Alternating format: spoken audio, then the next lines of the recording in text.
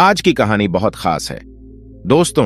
ये कहानी है एक ऐसे इंसान की जिसने ऐसे भारत में जन्म लिया जहां समाज के उच्च वर्ग के लोग गरीब और दलित वर्ग पर भीषण अत्याचार और शोषण कर रहे थे।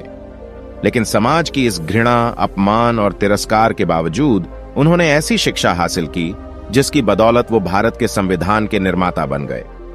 दोस्तों, मैं बात कर रहा हूं डॉक्टर भीमराव अंबेडकर जी की, जिनका जन्म 14 अप्रैल 1891 को मध्य प्रदेश के मऊ गांव में पिता रामजी मालोजी सकपाल और मां भीमाबाई के यहां हुआ।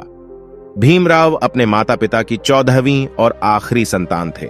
उनके पिता रामजी ब्रिटिश सेना में सूबेदार के पद पर थे। परिवार महार जाति से था, जिसे लोग बेहद ही निचले तबके का मानते थे।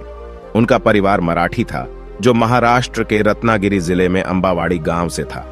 सेना में काम करते हुए डॉक्टर अंबेडकर के पिता सूबेदार बन गए और वो हमेशा से अपने बच्चों की शिक्षा पर जोर देते थे। कुछ दिन बाद उनके पिता सेना से रिटायर हो गए और वो परिवार को लेकर सतारा चले गए, जहां कुछ दिन बाद अंबेडकर की माता भीमाबाई का बीमारी के चलते देहांत हो गया। अब अंबेडकर समेत 14 भाई बहनों की देखभाल उनकी चाची ने कठिन परिस्थिति में रहते हुए किया। छुआछूत, घृणा और अपनी हीन मानसिकता की वजह से डॉक्टर्स भी अछूतों को बिना छुए ही उनका इलाज करते थे, जिसके कारण अंबेडकर के 14 भाई बहनों में से केवल 3 भाई और 2 बहनें ही बच पाईं। बाकी सभी 8 भाई बहन शोषण के कारण मारे गए। आस पड़ोस में सभी हिंदुओं के बच्चे स्कूल जाते थे, जिन्हें देखकर भीमराव का भी मन करता था स्कूल जाने को। उन्होंने अपने पिता से जिद की कि उन्हें भी स्कूल जाना है, लेकिन अछूत होने के कारण यहां स्कूल में दाखिला मिल पाना आसान नहीं था। मजबूर होकर उनके पिता एक ब्रिटिश सैनिक अधिकारी के पास गए और उनसे विनती की कि उन्होंने जीवन भर सरकार की सेवा की है और बदले में उनके बच्चों को स्कूल में एडमिशन भी ना मिल पाना एक बहुत बड़ा अन्याय होगा। इसके बाद उस अधिकारी ने उनके बच्चों को एक स्कूल में एडमिशन दिलवा दिया। लेकिन यहां अंबेडकर जी को छुआछूत के ऐसे कड़वे अनुभव हुए जो वो जीवन भर नहीं भुला पाए। अंबेडकर जी स्कूल तो जाते थे, लेकिन दलित बच्चों को क्लास के बाहर बैठाया जाता था और टीचर्स उन पर कोई ध्यान नहीं देते थे। यहां तक कि अंबेडकर जी को कोई छूता तक नहीं था। प्यास लगने पर स्कूल का चपरासी दूर से पानी डालता था, जिसे वो अपने हाथों से इकट्ठा करके पीते थे, क्योंकि मटके को छूने और ग्लास से पानी पीने की इजाजत तक उनको नहीं थी। और जिस दिन चपरासी नहीं आ पाता, उस दिन अंबेडकर जी को प्यासा ही पूरा दिन गुजारना पड़ता था। भीम स्कूल जाते समय पास के कुएं से पानी खींचकर पी लेते थे। कुछ ब्राह्मणों ने उन्हें ऐसा करते हुए देख लिया। फिर क्या था, एक दिन भीम को उसी कुएं पर पकड़ लिया गया और जूते चप्पलों से जमकर उनकी पिटाई की गई और इस शर्त पर छोड़ा गया कि वो फिर कभी उस कुएं का पानी नहीं पिएगा। और एक बार वो बाल कटवाने के लिए नाई के पास गए तो नाई को पता था कि वो महार जाति का है। वो उससे नफरत भरी आवाज में बोला, अरे अछूत, मैं तेरे बाल कैसे काट सकता हूं? भाग जा यहां से और फिर कभी मत आना। इन घटनाओं से भीम के स्वाभिमान को बहुत गहरी ठेस पहुंची। उनकी आंखें आंसुओं से भर गईं। नन्हे भीम के बाल घर पर ही उनकी बहन ने काटे। भीम बहुत ही स्वाभिमानी लड़का था और वो अपने पैरों पर खड़ा होना चाहता था ताकि परिवार की आर्थिक स्थिति में कुछ सुधार हो। भीम ने सुन रखा था कि सतारा जाने वाले लड़कों को बॉम्बे जाकर काम मिल जाता है, इसलिए उन्होंने तय किया कि वो बॉम्बे जाकर किसी मिल में काम करेगा। लेकिन बॉम्बे जाने के लिए उसके पास किराया नहीं था। भीम ने एक प्लान बनाया कि वो अपनी चाची के बटुए से पैसे चुराकर बॉम्बे चला जाएगा। भीम ने लगातार 3 रातों तक बटुए को चुराने की कोशिश की, जो उनकी चाची के कमर से बंधा हुआ था, लेकिन कोई सफलता उन्हें नहीं मिली।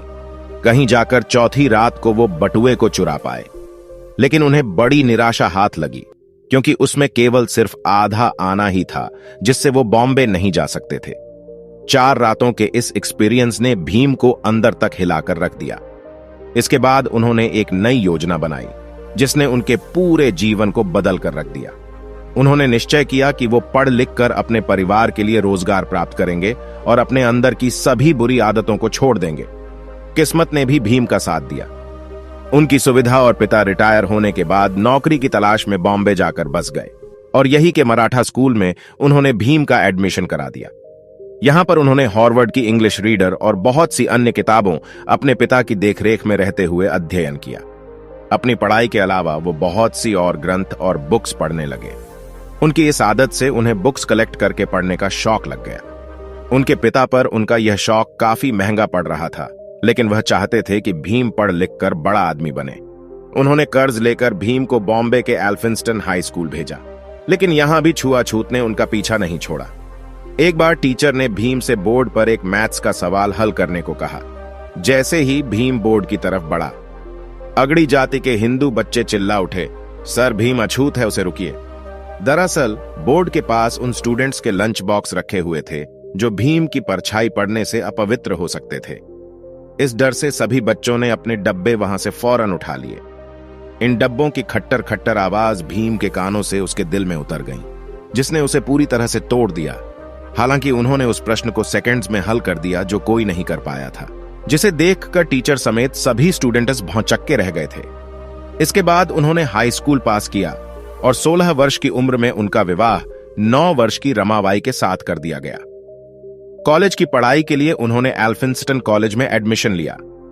पढ़ाई के दौरान भीम की मुलाकात एक टीचर केलुस्कर से हुई, जिन्हें पहली ही मुलाकात में भीम ने बता दिया था कि मैं एक अछूत हूं, मुझसे कृपया दूर रहे। उनके बेबाक अंदाज और पढ़ाई के प्रति जुनून ने केलुस्कर को बहुत इंप्रेस कर दिया और वो भीमराव को लेकर बड़ौदा के शिक्षा प्रेमी महाराज संभाजी गायकवाड़ के पास लेकर गए। जब महाराजा बॉम्बे आए हुए थे, वो वहां एक सभा कर रहे थे, जहां उन्होंने भीमराव से कुछ सवाल किए, जिनका उत्तर भीम ने बहुत अच्छे तरीके से दिया। इसके कुछ वर्ष बाद बड़ौदा के महाराज ने कुछ विद्यार्थियों को कोलंबिया यूनिवर्सिटी अमेरिका भेजने का निर्णय लिया। भीमराव महाराज से मिले और भीम की अंग्रेजी बोलने से वो उनसे बहुत प्रभावित हुए। उन्होंने भीमराव समेत 4 लड़कों को छात्रवृत्ति देकर अमेरिका पढ़ने भेजा। 4 साल बाद वो भारत वापस आए और बड़ौदा के महाराज के यहाँ मिलिट्री सेक्रेटरी के रूप में काम करना शुरू किया। लेकिन सैन्य अधिकारियों को महार जाति के एक लड़के को सेना के उच्चाधिकारी के रूप में बैठा देना पसंद नहीं आया। कुछ दिन बाद उन्होंने वहां से नौकरी छोड़ दी और वो लंदन चले गए, जहां अथक परिश्रम और मेहनत से उन्होंने वहां पर MSc, DSc तथा बैरिस्टर की डिग्री प्राप्त की। 1923 में वो भारत वापस लौट आए और वकालत शुरू कर दी। वकालत करते हुए उन्होंने देखा कि दलितों का कितनी बुरी तरह से शोषण किया जा रहा है। तब से उन्होंने अपना जीवन छुआछूत को खत्म करने के लिए समर्पित कर दिया। उन्होंने मुसलमानों और सिखों के अलग से मतदान को देखते हुए दलितों के लिए भी अलग से मतदान की मांग उठाई, जिसके कारण गांधी जी आमरण अनशन पर उतर आए। गांधी जी के कारण उन्होंने अपनी ये मांगे पीछे ले ली। Doctor Bhimrao Ambedkar philosopher, writer और एक महान लीडर हैं, जिन्होंने न केवल समाज में सदियों से दबाए गए दलित और अछूत लोगों के लिए लड़ाई लड़ी, बल्कि इतनी भिन्नता हो से भरे भारत को एक संविधान में बांधने का काम भी किया।